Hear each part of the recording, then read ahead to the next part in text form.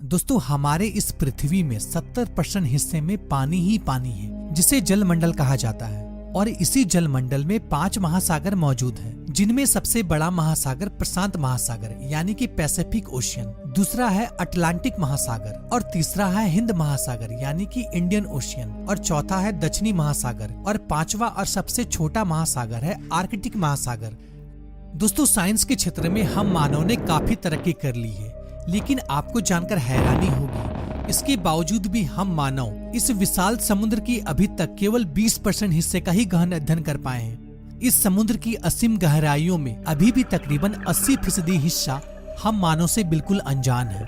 यानी कि महासागरों की गहराइयों में आज भी कई सारे ऐसे रहस्य छुपे हुए हैं जिससे हम मनुष्य आज भी अनजान हैं। और ऐसे ही एक रोचक एवं कल्पनाओं का हिस्सा है हिंद महासागर। दोस्तों हिंद महासागर विश्व के 5 महासागरों में प्रशांत महासागर और अटलांटिक महासागर के बाद दुनिया का तीसरा सबसे बड़ा महासागर है, जो कि पृथ्वी के कुल क्षेत्रफल के 7% हिस्से में फैला हुआ है। दोस्तों आपको यह बात जानकर आश्चर्य होगा, पूरी पृथ्वी की सतह पर जितना भी पानी मौजूद है उसका तकरीबन 20% हिस्सा अकेले हिंद महासागर में ही मौजूद है। दोस्तों इस महासागर का सबसे खास बात यह है कि इसका नाम हमारे प्यारे देश हिंदुस्तान के नाम पर पड़ा है। यह दुनिया का एकमात्र महासागर है जिसका नाम किसी देश के नाम पर पड़ा है।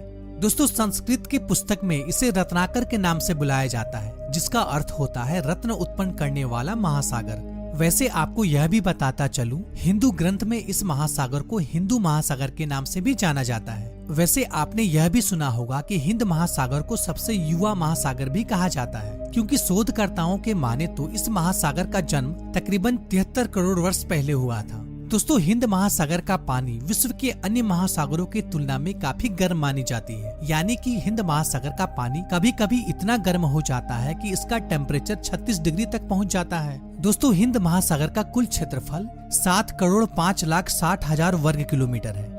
अगर इसकी चौड़ाई की बात की जाए तो ऑस्ट्रेलिया और अफ्रीका की दक्षिणी सिरों में हिंद महासागर की चौड़ाई तकरीबन 10,000 किलोमीटर है, जिसमें लाल सागर और फारस की खाड़ी भी शामिल है। अगर गहराई की बात की जाए तो हिंद महासागर की औसतम गहराई 3,890 मीटर है और अधिकतम गहराई 8,047 मीटर है।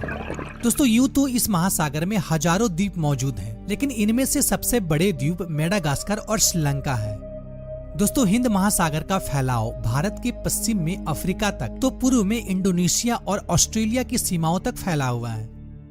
दोस्तों जैसा कि आप जानते हैं, महासागरों में पानी का बहाव हमेशा एक ही दिशा में होता है, लेकिन आपको जानकर हैरानी होगी, हिंद महासागर में पानी का बहाव साल में 2 बार परिवर्तन होता है। गर्मियों में मानसून की हवाओं के कारण पानी का बहाव भारत की ओर होती है तथा सर्दियों में अफ्रीका की ओर बहने लगती है।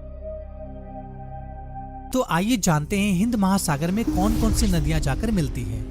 हिंद महासागर में जाकर मिलने वाली नदियों में सबसे प्रमुख नदी सिंधु, गोदावरी, कृष्णा, नर्मदा। इसके अलावा विश्व की 2 सबसे बड़ी नदियां ब्रह्मपुत्र और गंगा हिंद महासागर में जाकर मिलती हैं। यह नदियां 2000 किलोमीटर दूर हिमालय पर्वतमाला से रेत और मिट्टी लाकर समुद्र में जाकर डालती है, जिनसे नदियों के मुहाने के आगे महासागर में अनेकों टापू बन जाते हैं। इनमें से कई ऐसे द्वीप भी बन जाते हैं जिनकी प्राकृतिक सुंदरता विश्व में और कहीं नहीं देखी जा सकती है, जो कि पर्यटकों के लिए मुख्य आकर्षक का केंद्र बना हुआ है। दोस्तों हिंद महासागर का सबसे गहरा गर्त सुनाता ट्रेंच है, जिसे कि जावा ट्रेंच के नाम से भी जाना जाता है। इसकी अधिकतम गहराई 7,730 मीटर है और लंबाई तकरीबन 3200 किलोमीटर तक है।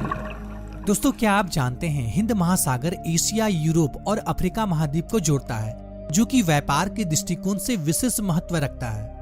भारत का तकरीबन 78% अंतर्राष्ट्रीय व्यापार हिंद महासागर से ही होता है। वैसे तो हिंद महासागर की सीमाएं 40 देशों को छूती है और इनके तटों पर विश्व की 40% आबादी बसती है।